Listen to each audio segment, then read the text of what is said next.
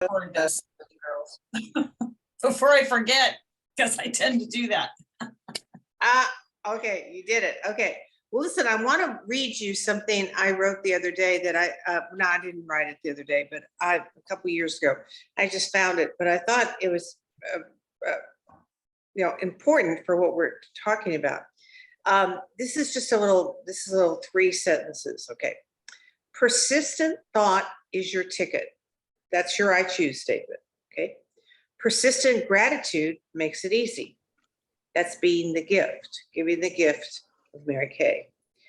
And persistent action tells one and all, there ain't no way, honey, I'm settling for less. And that's stopping self-sabotage. Those are the answers to how do I go out there and recruit new people, sponsor new people. Persistent thought, persistent gratitude, and persistent action. How do you like that, you guys? Those are great. Persistent gratitude is Makes it. It's being the gift to Mary Kay. You gratitude recruiting. Write down your 3 gifts you've gotten, and then talk about them when you're talking to other people. When you get them into a conversation, Maria, we were talking about that yesterday. How to recruit, right? Yes. And part of that is this whole gratitude thing. Getting real clear what you've been given and then being able to share that. And it's not always money, I mean, everybody thinks you should sell the money, but women don't really sign up always for that. It's a secondary thought and they want it, of course, but the girlfriends, the camaraderie, the feeling of learning new things, of being exceptional, of all the things that you guys have written down as your gifts. And if you haven't written that down, those, you should. 3 different steps. Okay, the first one was persistent thought is your ticket. We talked about that over and over, the I choose statement. Persistent gratitude makes it easy. That's being the gift. And persistent action tells one and all, there ain't no way, honey, I'm settling for less. And that's how you stop self-sabotage. I'm not settling, I'm going for it. And so those are the answers internally, simplistically, to keeping yourself motivated to go out there and keep selling the dream. Anybody have any thoughts on that? I think it's so good.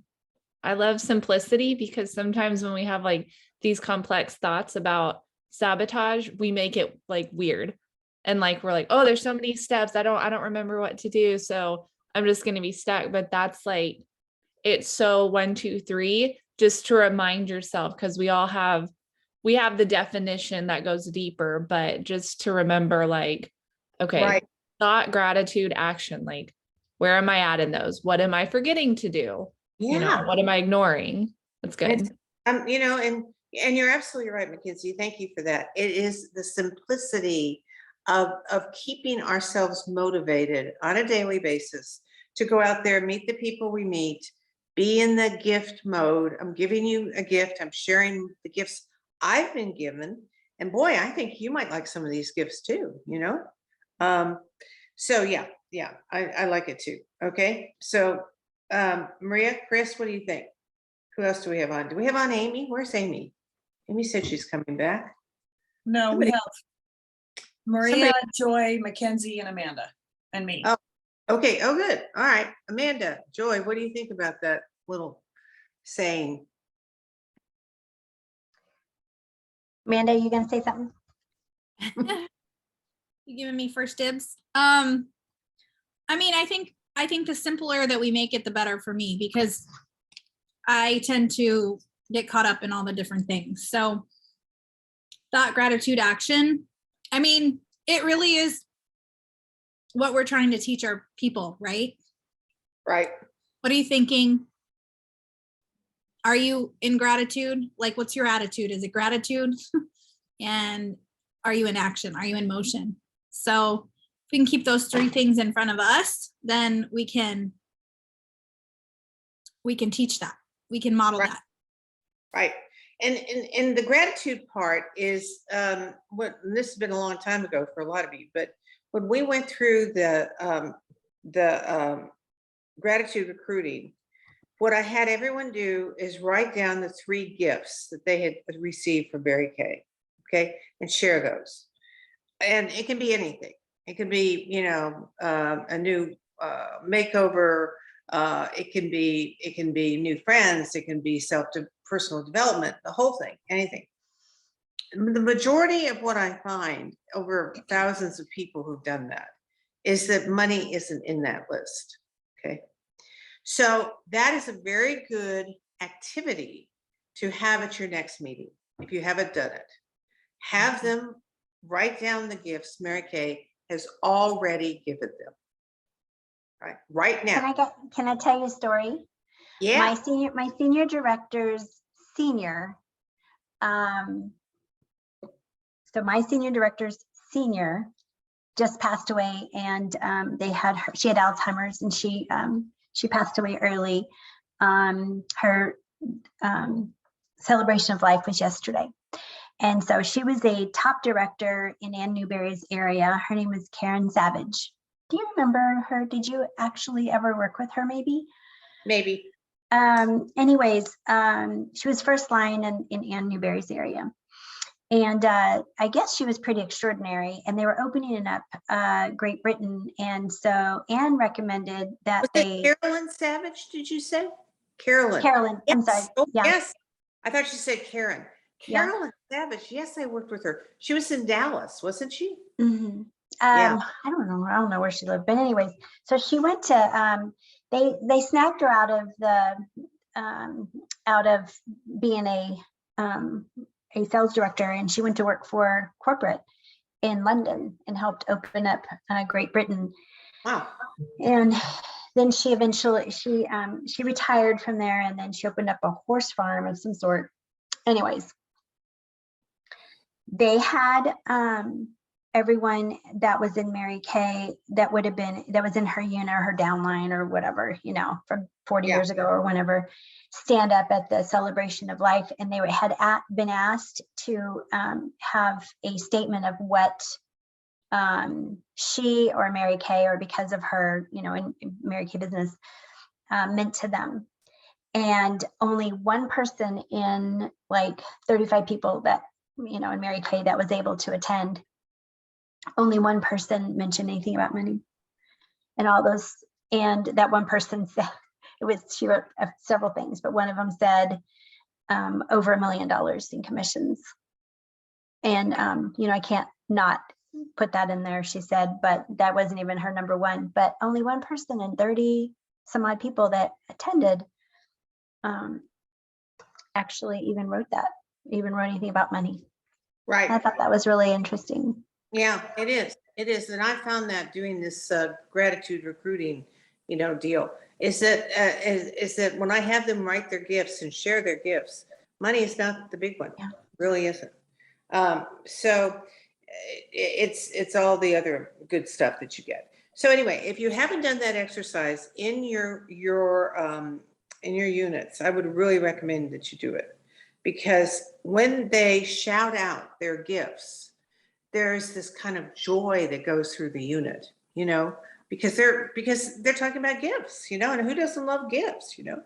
And so that's the position of gratitude, all right, that you want to come from, and even have them listed on your desk. Here are my top 3 gifts Mary Kay has given me. And then when you're talking to other women and engaging with women, you know, at some point in time, they're going to tell you, you're going to ask all about them and and then at some point in time, you're going to say, you know, I work with a company that I've got all these gifts from, and they've been amazing. And you know, some of the gifts that I've gotten are self-esteem, personal development, friendships, you know, a whole new look for myself. And at some point, they're going to say, well, what company is that? Now you can talk about it. Okay. So lead with the gifts. let them inquire. All right, rather than, because so many people say, well, how do I bring it up? Well, you bring it up in a chatting way, okay? In a way that says, this is this is what's going on. Okay, so thoughts, statements, anybody? No, well, good. All right, who has just something to share? Let's go for some sharing here. Go ahead. Why don't you jump in, Miss Maria, because I know you're not going to be on for long. Sure. Well, good morning, everybody. Yeah, I mean, I had the gift of getting time with you, and I think one of the things that I had mentioned was like, oh, Mary Kay's really been like a healing process for me. Right. So I do think one of the things I need to do more is stop, like you've been asking us, define what you're grateful for, and or sit down and write. And I know with my personality, it's like stop and take the time to do the activity. So I did write out some I choose statements, which was great. And I'm reading a book, and it The Power of One More, and it talks that every day we have about 5 to 6 major emotions that you experience, and that's like your habit, right? Is living in these emotions. So when you were saying persistent thought, in the book, he said, define your emotions.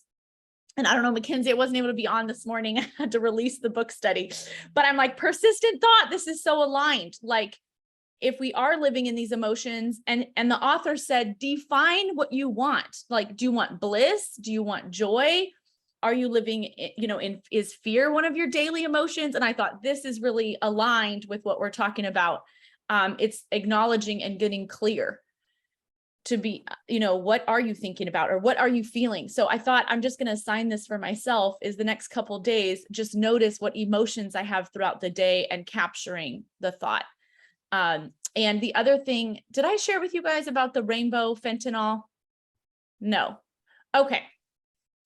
This week I got a notification on my phone from our desert sands that like there's rainbow fentanyl. I didn't even read the letter. I went down crazy town in my own head.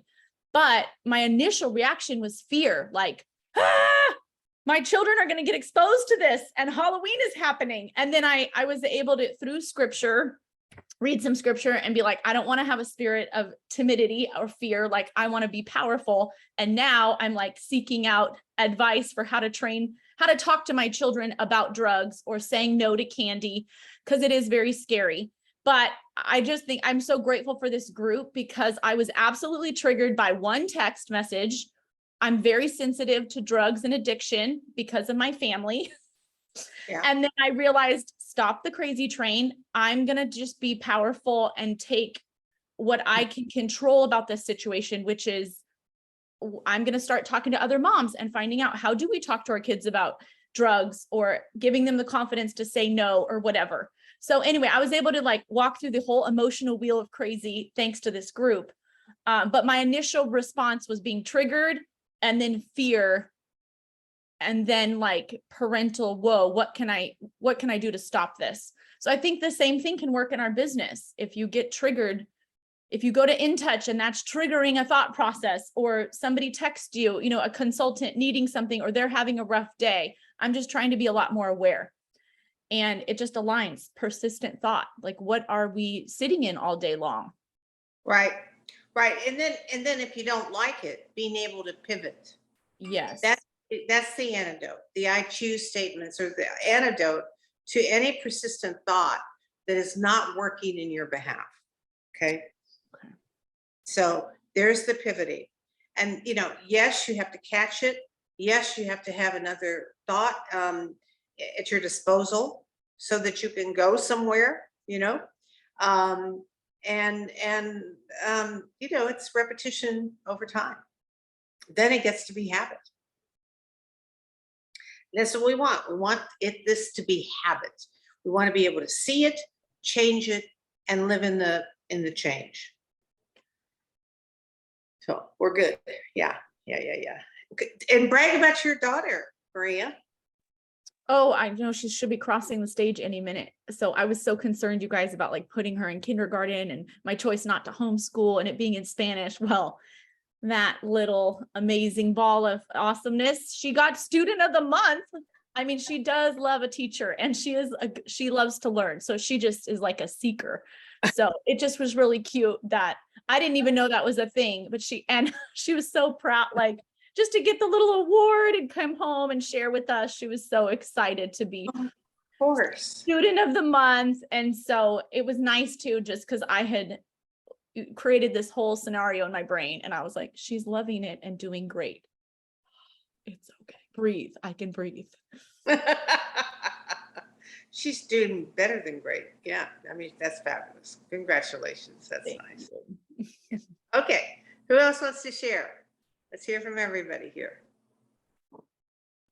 Chris, why don't you jump in? Well, I'm just processing through this. I love this statement. Persistent thought is your ticket. Gratitude makes it easy, and action tells everyone. So where I'm breaking through is I have a struggle with a lack mentality. And part of that is because of just, I realize it's kind of the story that I've heard my whole life, because when your parents are in the military and you hear all your life, we don't have anything, right? It's like my mom would tell stories about getting to the third week of the month and having like nothing in the freezer, but couldn't go to the commissary because they still had a week. So she would tell stories that, you know, we would get the food and her and my dad would eat hot dogs or something like that. And so I'm learning to connect to the fact that, because I think, gosh, you know, you come into something like Mary Kay and it's like, okay, why am I not flipping that switch? And it's because for so long, I didn't even know it was there. Right.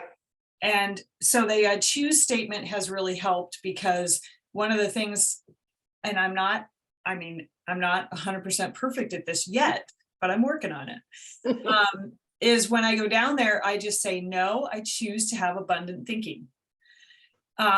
Because I think what's really key, and then it's also had me go back and have really amazing conversations with my son, who's now 26 years old, because you don't realize, like, just like my mom didn't mean anything by that. That was the reality that they were living in. Right. But instead of constantly talking about that or telling stories, like she would told my cousin the story of when I was a kid, I was the compliant. I typically was always the compliant kid, because my brother who just passed was the one that was constantly in trouble, right? But she told the story when I was like 5 or 6 years old. We went to the Piggly Wiggly because I grew up in the Midwest. I don't know if anybody in the Midwest knows what the Piggly Wiggly is, but it's a grocery store. And we could pick out like one kind of cereal, but it could only be in a certain category because some of them were more expensive than others, right? And I wanted this one that was super expensive. And I started throwing a fit. And my mom was, you know, basically, we don't have the money for that. You're embarrassing me. Stop it. And she basically left me in the grocery store, which in the middle of Podunk, Minnesota, you could do, right? Because everybody knew everybody, but she could see me, right? I didn't know that though, because I'm thinking she's just left me in the store. Sure. So not only was I programmed with the thought of we don't have the money for that, but then I was left in the store because we don't have the money for that. So Right. I never realized until recently, till she was telling that story like 2 weeks ago when my cousin was here from Belgium.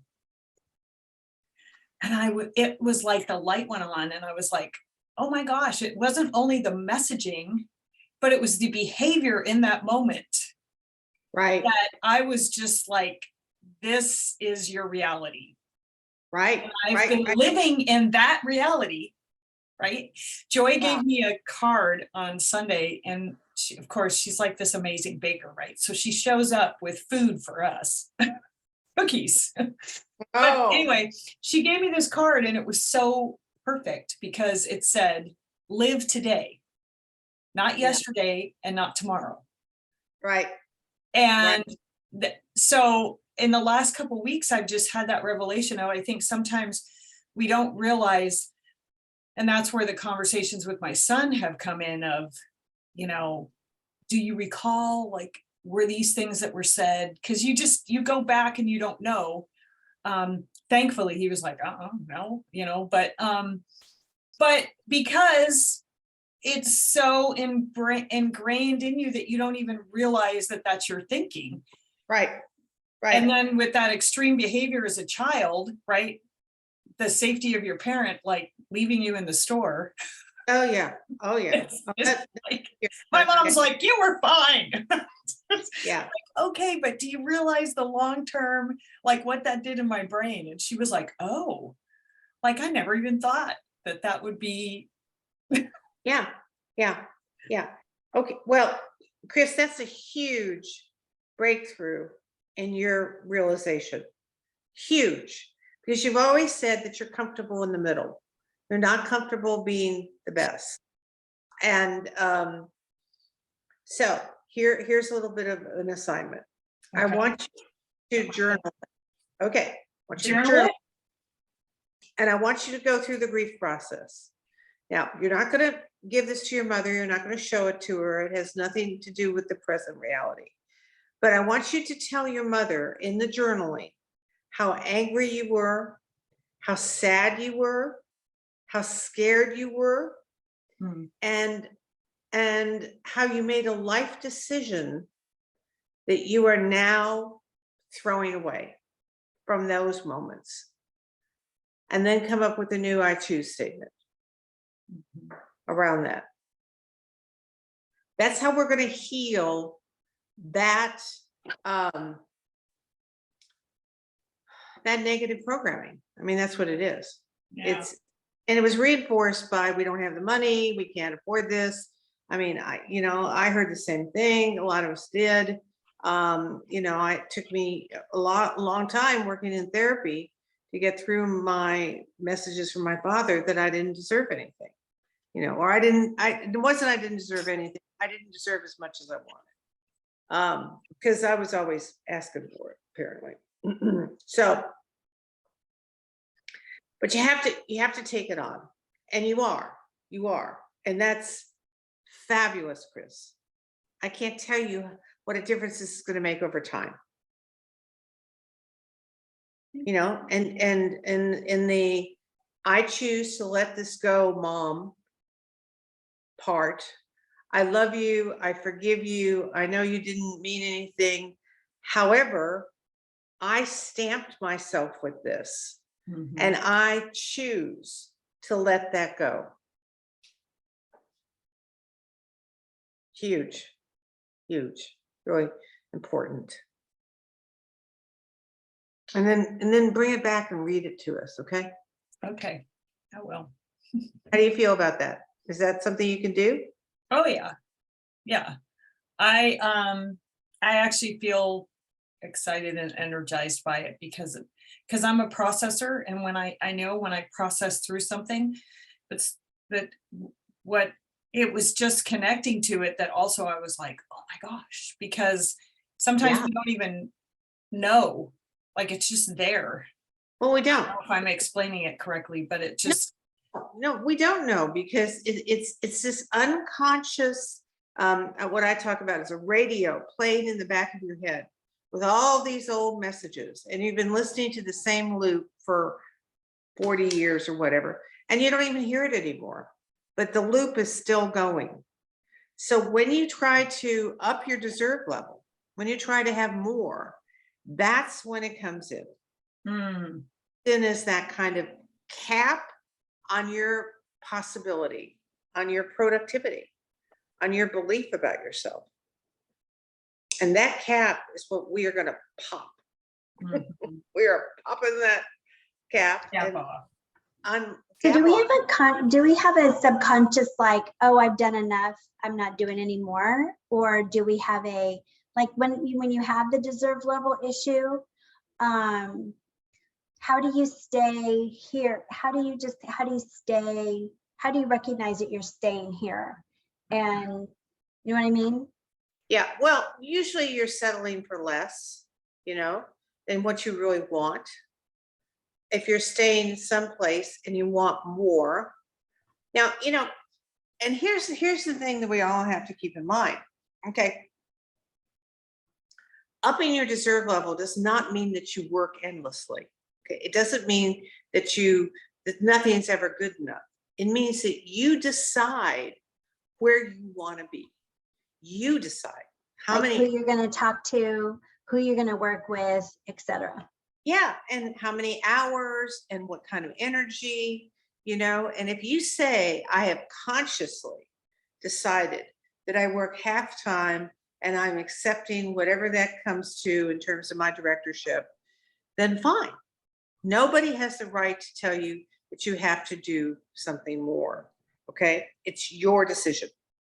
But if you're working half time and you really want more and you're settling for less, that's the self-sabotage. So it's up to you, Joy, up to me, up to all of us to decide how much we're willing to work, you know, and how much activity we're willing to put in, and being okay with our choices. You know, that's it, really. You don't have to be a national if you don't choose to. You don't have to do any of it. I mean, Mary Kay is designed to have a hierarchical structure in which there's some pressure to keep growing, succeeding, you know, this car, and then this trip, and then national, all of which is fine. And it's good for you on one level. On another level, if it's not what you want, then you have to be able to say no and be okay with it. Because that keeps you in power. I'm about empowering each one of you. I'm not here as a very Kay representative to tell you you have to, you know, do something maybe you don't want to do. I'm here as your representative for you to feel powerful. So can I tell you how I feel kind of powerful? Yeah. So for the month of October, I quit all meetings. I know, Maria's like, wow. Yeah, I did. And I felt so free in doing so. And I thought, okay, but what am I going to do instead during that time frame? Is I'm choosing who to work with privately during those times. I had maybe 4 people at my last meeting in September. One hadn't ordered in about 5 months, and all she wanted to do is tell me why, and everybody else on there. And I was just like, you know what, I'm ready to step away and work with who is ready to play ball. And so I made some different choices in how they let me know how their week is gone. They're not recognized unless they do that. And it's a Google form. I just stole it from Amanda. Thank you very much, Amanda. Yours is awesome. And I actually even put my own Google response. You'd be proud of me. Doesn't go to you. Okay. Well, anyways, I had some really surprised people, you know, like, why aren't we meeting? And so, and also instead I'm doing live events for my client base, and working with my assistant to send them in personal invites, etc. And so anyways, I felt really empowered to do so. And now they're like, hey, when are we getting back together? I miss being together. Well, we can have coffee, you know, together with when you bring on another friend who's not a Mary Kay. Yeah. Make them earn it. Called a recruiting interview. Right. So, and you know what, I feel really good about that. And yeah. Good. Anyways. Good. Yay. Joy, you We'll know, see what happens in November. But right now I'm liking this a lot. well, you know, that's the thing. And now it's an interesting psychological issue.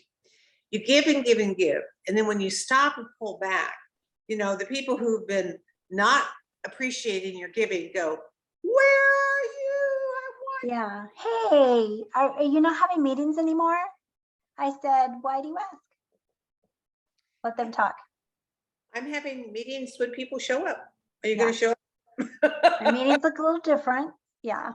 So I'll let you know how it goes. But so far, it's going fabulous for me. Good for So, you. and I'm actually asking these questions. Hey, so, and I'm not really asking like, what's your why or anything, because every month, you know, it could be the same, you know, I'm hearing something different, or anyways, Yeah. they forget or whatever. But I'm just like, hey, I'd like to talk to you a little bit about gratitude sharing. And so I watched a movie, an old football movie, about a week and a half ago with Jim, my husband. And they weren't allowed, the football players at the high school weren't allowed to walk in the like where the showers and, you know, locker room, whatever they call that, their locker room area, unless they touch the, you know, the beam up above that said attitude is everything. And I don't know, that just got me thinking that it's not only having an attitude, you know, choosing to have a good attitude, but it's having a habit of what you do, right? Like a physical thing. So in making a choice of making a change in your heart, in your, you know, like having something to go to, like scripture or a saying or something like that, right? To be a reminder of that. So I'm asking them to have something physical that they touch. I don't know how a psychotherapist would think about this, but I said having something tangible I like to it. remind you of Yeah. that. Like, you know, I'd like it even more if they had their I choose statement on it. exactly. And then they touch it. Yes. Yeah. So yes, that's like whether it be like on a mirror or something, you know, that they're choosing, what are they choosing? And that can be wrapped around in their why and why they have their why. Yeah. Right. Yeah. But yeah. Anyway. Yeah. So, I mean, as you're working with them on the I choose statements, to have a physical thing on your desk or on your mirror or whatever that you kind of. A sticky note on a coffee cup or a sticky note on your wall, or that says why their choose statement, you know, what they choose. Yes. Okay. I like. Well, and you need to read or write or focus on your I choose statement 20 to 30 times a day. Oh, wow. For at least 30 days to make it part of you. So this is helping them with the repetition, you know. So every time they touch it on their desk, every time they read it, it goes into their brain. Okay. So that's all good, Joy. Good for you. Good for you. Yay. Yay, yay, yay. All part of the process of getting them into the persistent thought and choosing and keeping them in choice instead of this, you know, wishy-washy, I can't, or I won't, or I'm not good enough, or whatever. Yeah, good. Yay. When someone says, oh no, I can't do that, I don't have time, what can you do? What do you want to do towards this choice that you're making? Like, how do you get around that? Somebody says, I can't write out a sticky note and put it on my mirror. I mean, that's just ludicrous. Maria, your face is so cute. Said, no, you tell that person, get it together. Get it together. Call me back when you get it together. That is ridiculous. You shut that down. Excuse. Get it together. Yeah. So they're basically telling you they don't want to. They're unwilling. Yeah. If they're Are you unwilling, saying you don't want to? Or I you're mean, unwilling right now? and honestly, you know, you can honor that and say, okay, you're basically telling me you're not willing. So yeah. Have a nice day. I mean, have a nice day. Yeah, Maria. I'm gonna spend my time elsewhere. Hold on while I write my I choose not to work with you statement on something tangible. Right. But I mean, really, when you think about it, that's what they're telling you. Yeah, Oh. you're right. Yeah. You're absolutely right. You're absolutely right. And they're probably afraid to tell you, Joy, honestly. I mean, Yeah. come on. I know. If people really get in touch with internally, Mhm. most people, there, I'm sure there's a percentage, Pat would probably be able to tell me differently, but most people want better in their life. Yeah, yeah, They want to be happier. They want to feel better about what they're doing. It's just they're afraid. right, right. And I would just lovingly enjoy, you've got a great personality for that. Just sort of laugh and say, oh, that's so cute. That you're so cute. You don't have 30 seconds, right, to write that out. Oh, let's do it right now. Write it right now. I mean, come on.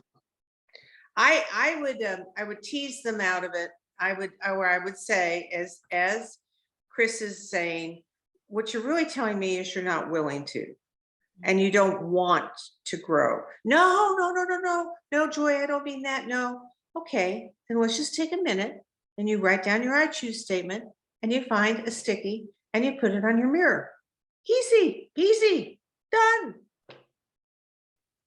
And if she still doesn't do it, then there's resistance in the world. People do resist getting better. They do. They resist. And, you have to wear them down. Sometimes you have to love them down. You have to confront them down. You have to challenge them down or through. But you guys are in the business, really, if you think about it, of helping your unit overcome their self-sabotages, their resistance. That's resistance. And rise to their true potential. I mean, that's what Mary Kay directors do, frankly. Can I ask one more question? I've been itching to ask for a couple of weeks and I always forget. Sure. I currently have a consultant that's doing something that seems similar to what I had years ago. Years ago, I had a consultant earn a car and then called the company Monday morning and turn it back in, like before she even got it. They didn't even have a chance to even congratulate her yet. I have a consultant right now that earned the diamond ring, has stepped back and said she doesn't want to have that pressure. Absolutely, not this year. It's sitting at her mailbox and she's had 2 warnings that it's going to go back and she has not picked it up. From she earned it in June and it took this long to get to her, but it's still sitting there. And every time, we talk, I'm like, hey, did you get not every time, but 3 times now I've said, hey, I can't wait to have a picture of that diamond ring. And she finally said, my daughter's really sick, Joy. She has lupus. And I was like, oh, I'm so sorry to hear that. So when you, what about the ring? It's going to go back, right? Is that what you said? It's going to go back. She was like, my daughter is so sick. So I'm like, I'm hearing you that this ring is not important to you. And I'm not saying this, but I'm telling myself, so we just talk about her daughter. So let's talk a little bit about rejecting. Remember you said there's a pre and there's a post. Right. Yeah, that's right. That's right. There's a sabotage of. Right. Can we talk about that for a minute? Yeah, we can. But where's the ring? It's at her post office box. It needs to be signed for. Oh, I see. Okay. Post office. You said her. Yeah. Okay. Yeah. Sorry. I was hoping it wasn't sitting in her mailbox somewhere. Yeah. Okay. Post-achievement sabotage is that, pre-achievement is you get right up to when you're going to get it and you freeze, go like Bambi in the headlights, and you forget how to book, sell, recruit. You forget what to do. So you're almost there to get your car. You're almost there to get something, and then you freeze and you don't get it. So that's pre-achievement. Okay. Post-achievement is you get it. You get the car, you get the ring, you get the whatever, and because you don't feel like you deserve it, you give it away, which is what she's doing. I mean, if nothing else, I would say to her, I understand your daughter's really sick, and maybe she would love to have that ring if you don't want it. Go get it and give it to her. But take the gift because you earned it, you know? And I don't know what the ring has to do with her daughter. There's some kind of strange connection there. But yeah. Joey, isn't this the person that her daughter told her not to do it? Okay, that's daughters. that's why. Two She's daughters and then a stepdaughter, another, she has 3 daughters, one's a stepdaughter, and the stepdaughter is who she is under. And so, yeah, I think there's like some jealousy there and whatnot. So, and she's on target for the one this year too. And Well- she's on target for the one this year too. Yeah, I understand. Well, Okay. tell her that, you know, Crazy. get it and sell it. If she wants to do that, use the money for her daughter. Good idea. She didn't have to keep it, but at least claim it. I mean, Yeah.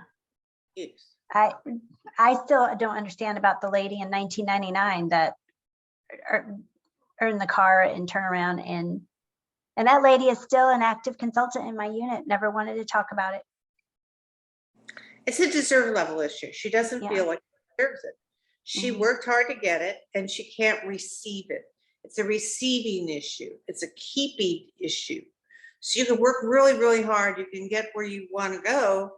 And then if in your head you say, well, that's too much. You were too successful. People are going to think things of you, or you're going to have to be under pressure now to do it again and again. And so they just say, I don't want Is it. that how people, is that maybe what some of us do in being on target for the Cadillac? Absolutely. Because, you know, on director sites, we see a lot of, I had to make a car payment, and I think a $900 car payment really scares a lot of people. And I'm just wondering if that isn't us sometimes. Sure We it do is. 1/4 of it and then we freeze because what if? Yeah. Well, and we make what if true by freezing. It's not We the what make what ifs true.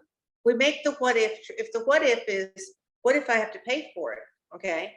And you freeze after you get it, you make your fear, which is the what if, true because you have to pay for it. Right. So our fears and our self-sabotages are what we make our fears actual. Wow. Yeah, we make them real. And it didn't have to be real if she just kept working, of course, you know, but she Yeah. got scared that it would be real. And the scared is what made it real. So we actually, that's in the forefront of our mind. So therefore we work towards whatever's in the forefront of our mind, right? So we work towards the what ifs and we make it come true. We sabotage it ourselves. Yeah, if that's your persistent thought, yes. Remember, your persistent thought is what's guiding you, like what Maria was saying. And the persistent thought is, what if I don't make it this quarter? What if I have to pay a car payment? What if? And that's basically fear. What if? Basically fear. So if we scare ourselves, so we might have to have that happen, the fear makes it happen. So as soon as people start doing that, that's when they should start looking at their self-sabotage and turn it around. Yeah. And that's, you know, that's through the I choose statements. I choose to keep working. I was successful to get it. I can keep it. I choose this. I'm not going to give in to the fear. Yeah. Yeah. Okay. I love that saying, what if I fail? But darling, what if you fly? You know, Yeah, that's I right. love that. Thanks. Exactly. I appreciate it. And you make each one happen. You make the fail happen and you make the fly happen. So go for the fly, you know? Okay, let's hear from Amanda. How are you doing, Miss Amanda? So sorry I didn't get to see you. You better be. I'm I just am. kidding. I'm totally kidding. No, I am. I wish I had. I know. I'm only kidding. I'm only kidding. I know. It was Okay. crazy So you weekend. and I had a good conversation about you and all your your rabbiting. So how and what have you been thinking about after that conversation? Well, I did have a conversation with the girls over dinner about how I just have been struggling with this either or both and place of wanting to be a mom, wanting to be a Pink Cadillac director, wanting to be a national, wanting to do it all, and knowing that it's just, I don't think it's physically possible to put in 100% effort in all areas. So I struggled because I set myself up while I was out there to fly home on my meeting day. And I knew I was not going to be able to make my meeting. And I had canceled my meeting the previous Monday, which I never do, because I was just tired of showing up 100% for people that weren't showing up 100%. And I know that's what we do. I feel like there's this culture in Mary Kay, and I'm not knocking Mary Kay at all, but that we have to put this out there for our people. And I think that there is a season where you have a meeting and everybody participates. You're so cute. Joy says my meetings are excellent. I think I give people a place to belong. I think I give people a place to be recognized. I don't think I give people a place to be in action with my meetings. And I'm allowing them to simply just be. And then I get frustrated, and I can feel my messaging to them is like, darn it, why aren't you working? Even though I'm not saying that, it's kind of like, hey guys, like, where is everybody? And I just had to come to this decision. We talked, just talking with Maria, talking with the ladies at the table, like, what works for me? And if I'm gonna truly pour my time into this business 100%, then it's got to be on my terms and my hours. And I have to model designing my life as a director if I want people to want directorship. And the fact of the matter is, I was working 12-hour days on Mondays. Okay, getting up in the morning, getting on calls all morning long, then spending the early afternoon figuring out how I could incorporate what I heard in my calls into my Monday night training. And then I'd get on in Monday evening to my meetings, and my family would literally not see me all day. And I would excuse that as, well, that's okay because I only work, I take all of Tuesday off. Well, that's not always true. I don't always take all of Tuesday off. And so anyway, bottom line was, I think I finally figured out if I'm going to do both and, it has to be, I'm putting everything into my time on my terms instead of letting everything drag me around. Right. And so I did too. I too shifted my Monday night meetings, although we are still doing meetings. My meetings are happening midday because let's just face it, I'm tired at 8 o'clock at night. Of course you are. Oh my gosh. At 8 o'clock at You're night. pregnant, and you're going to be more tired the more pregnant you get. Yes. Yeah, and I'm going to be so tired when the baby comes, and I'm tired of the people showing up because they need a place to be loved. I'm tired of pouring out the love, and I'm not, and there's no activity. So I've shifted my week I took a little bit of Maria's, I took a little bit of, and Maria took from another director that I kind of modeled a lot of my things after to begin with. I think half of us on here have taken from Bree Goodwin because she's amazing as far as what she's doing with her unit. But I have to remember my unit isn't in the place that her unit's in. So I can't compare my results. And I think that's another thing I get trapped into is comparison, even though I pretend I'm not comparing. I'm comparing, well, how come if I'm putting all this effort out or I'm doing this, how come I'm not getting the same results? Well, I don't have the same numbers. I don't have the same situation. So anyway, bottom line, I gave myself permission to change for me instead of changing for my people, because Yeah. I've never done that. I always have set my meeting it to what works for my unit, always. And when I moved here to the East Coast, it was always about, well, how is my West Coast team going to feel about me shifting to East Coast time? Because that's the middle of the day for them. And then I just realized, you know what? It's not about, it's whoever wants it is going to show up. And in cutting things the way that I've cut it, it allows for me to do my meetings shorter. So it's a Wednesday, or it's a 30-minute pouring into them what they need from me, head and heart, because I do think that's my gift. I do think I'm good at creating the vision. I don't want them to be disconnected from me. I do think they need a place to show up together. But if they're not showing up, then like, let's be real. What am I doing? So and I can always reserve the right to shift it to go back to whatever I need to when the unit is participating.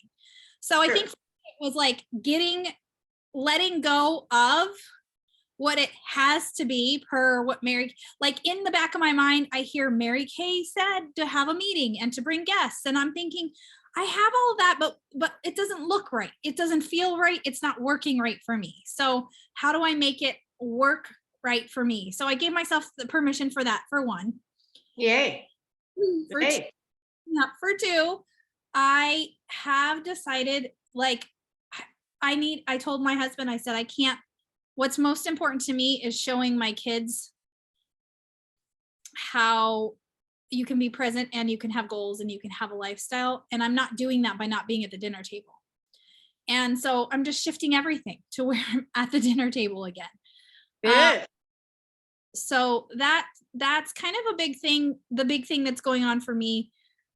I am reading the same book, The Power of One More, and it is so good, because it's like every book that your book picked up with, it's like we picked it all up and then it's written in like layman's terms, because that's how Ed Milet speaks. So it's like so easy to grapple and like grasp and like figure out and focus on. And I'm realizing, do you realize that my problem, my issue, Pat, has always been I can't focus on one thing. Like that is just something from birth. Like, and I say from birth, but like from the time that my mom had multiple kids and she needed me to step up and be her partner, it did not allow me to focus on one thing. It forced me to be in multiple places at the same time. And I don't know how to focus on one thing. And that has to be my one thing, has to be to focus on one thing. Well, one thing at a time, Right. not always one thing, but I mean, none of us just focus on one thing. No, because we have multiple layered lives, so, but to be present in the one thing you're in, Right. And not to be thinking, oh, I should be at dinner when I'm doing my Mary Kay, or I should be doing Mary Kay when I'm at dinner. I mean, that makes you kind of crazy. To be where you are when you're there. Yeah. And I think that's one of the things that really helped me realize that is that my hesitancy to work. Okay, so I have pulled myself back from working because I want to be present in this pregnancy that is such a joy and such a blessing. But because I'm so focused on what I'm not doing, I'm not present in my pregnancy. And it hit me like a ton of bricks 2 or 3 days ago when somebody said, oh my gosh, you're due in January, you're almost there. And I was like, I'm just now getting used to the fact that I'm like, I know I've been talking about being pregnant, but you guys, I haven't really accepted it until recently. And I think it's because I've been spending so much time in letting go of the dream. And I'm not saying I have to let go of the dream. Pat and I talked a little bit about this. It's not that I have to let go of it. I just have to let go of it right now. It doesn't have to happen right now. But for me, it's like I'm up against this false timeline that I've created for myself. And I don't know for what purpose. Like if I don't become a national by 2022, does that change my children's future? No. As long as I'm a national, right? As long as I'm a national, by the time my husband and I are able to retire, and I can give that to my children. That's the future, not necessarily right now. So I have to like, I had to really spend some time and like, what do you really want, Amanda? Like, what is Good. it really stinking? Good. And, Amanda. That's fabulous. Yeah. Fabulous. It was a very, I have to tell you, it was a very necessary weekend for me to be away from everything at the same time being, I know it sounds really weird, but at the same time being caught up in everything, but not being caught up in everything. So in other words, I was traveling. So it wasn't like I was away and I was on some remote island and I was able to think, but I was by myself. And I got to do some time alone and driving up, to, the 2.5 hours. So what, I spent 5 hours on the road, just driving up to Palm Desert and back was my time. Like that 5 hours was time I couldn't be texting. I couldn't be on the phone. I had to sit and think in like, well, what the heck do you want, Amanda? What do you want? What do you want it to look like? And then just dang it, go do it. Yeah. And what I love that you said, Amanda, is the false timeline. Okay. Life is process. And you're going to have a lot more joy and connectedness and integration when you can focus on what you want in the moment, have ultimately other things you want, I get it, but to be in the moment and be successful there and not be worried about, I got to do this, I got to do that, that's just, it creates such anxiety and anybody to be having to juggle all this, you're in process. Process is an arc. It is not a railway. It's an arc, gentle, lovely arc. And you will get there and you will make it yours. It will be your directorship, not some false timeline, false taken from people or whatever, not a have to, but a want to. Well, and I think that's the thing is like, I want to be a Cadillac driver. I really want to be a Cadillac driving director. I do want those things. I got it. Want for those things, but they're not over this precious time that I get to be present with my kids. Exactly. Choose now for this. You won't have this pregnancy next March. Okay. Right. You won't. So choose now for what's important. All that can wait. All that will be there.